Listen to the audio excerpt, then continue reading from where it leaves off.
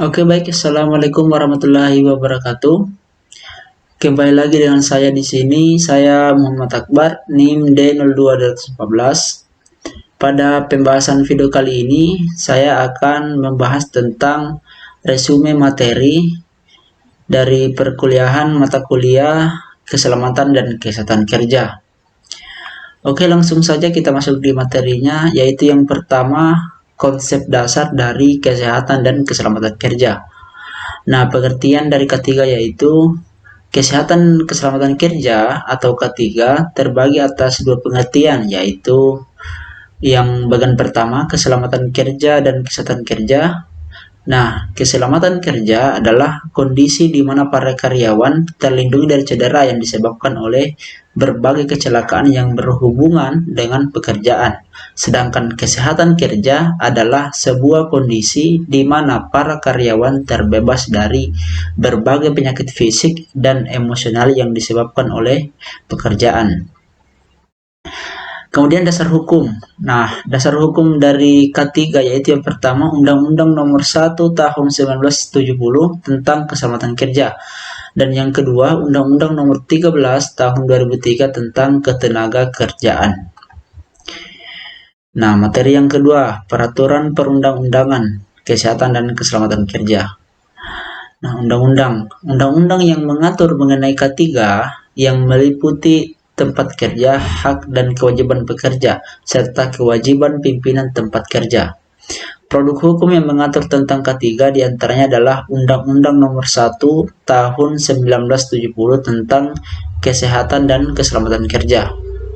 Kemudian peraturan pemerintah yakni mengatur mengenai keselamatan dan kesehatan kerja yang meliputi izin pemakaian zat radioaktif atau zat radiasi lainnya. Kemudian yang ketiga, kecelakaan kerja.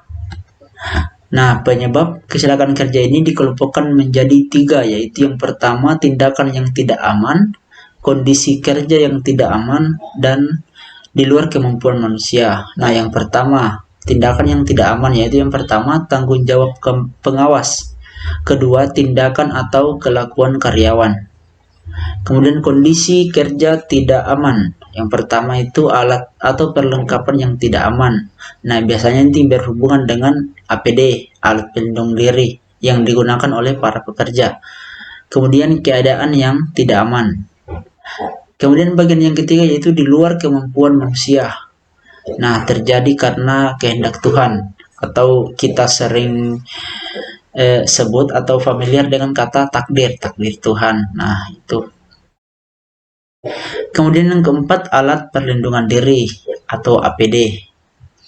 Nah, APD sendiri adalah pakaian khusus atau peralatan yang dipakai petugas untuk memproteksi diri dari bahaya fisikal, semikal, biologis, atau bahaya infeksius. Nah, persyaratan APD itu yang pertama, sesuai dengan jenis bahaya yang dihadapi. Nah, memakai alat pelindung diri sesuai dengan jenis bahaya yang dihadapi. Kemudian yang kedua, terbuat dari material yang tahan dari bahaya tersebut, memiliki konstruksi yang kuat, tidak meningkatkan risiko bagi pemakainya, tidak mengganggu APD lain yang bersamaan dipakai yang bersangkutan. Kemudian yang kelima, bahan beracun dan bahan berbahaya.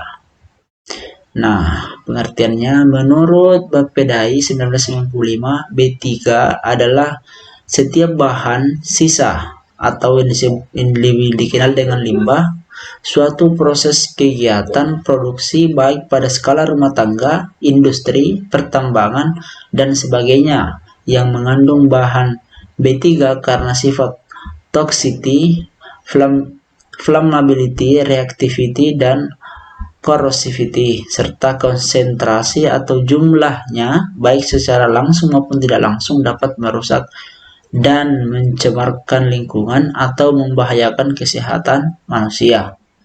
Nah, berdasarkan Undang-Undang Nomor 32 Tahun 2009 tentang Perlindungan dan Pengelolaan Lingkungan Hidup, limbah bahan berbahaya dan beracun yang selanjutnya disebut limbah B3.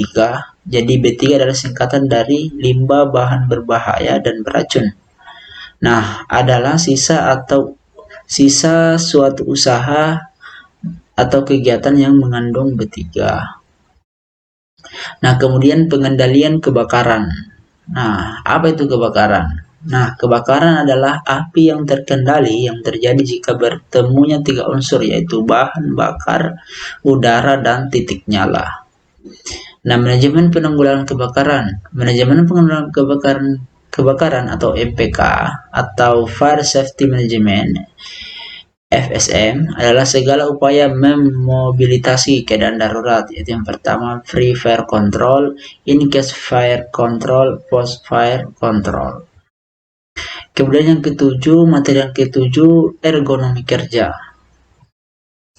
Nah, pengertiannya menurut Woodside dan Kocherek 1997, ergonomik adalah kajian yang integral antara pekerjaan, alat, tempat, dan lingkungan kerja, yaitu lingkungan di mana pekerja dapat melakukan pekerjaannya dengan aman dan nyaman. Nah, prinsip kerja ergonomi yaitu bentuk dan ukuran alat serta fasilitas agar disesuaikan dengan bentuk tubuh dan ukuran tubuh tenaga kerja. Nah, menghindari kontraksi statis sedapat mungkin, tak melebihi 15% kekuatan maksimal. Usahakan posisi dan sikap tubuh yang alamiah waktu bekerja. Sedapat mungkin menghindari sikap berdiri diam saat bekerja. Selanjutnya, pengaturan irama kerja agar sesuai dengan irama pemulihan. Nah, itulah tadi prinsip kerja dari ergonomi. Oke, terima kasih. Itulah tadi penjelasan singkat dari saya mengenai resume dari materi perkuliahan keselamatan dan kesehatan kerja. Kurang dan lebihnya mohon dimaafkan. Assalamualaikum warahmatullahi wabarakatuh.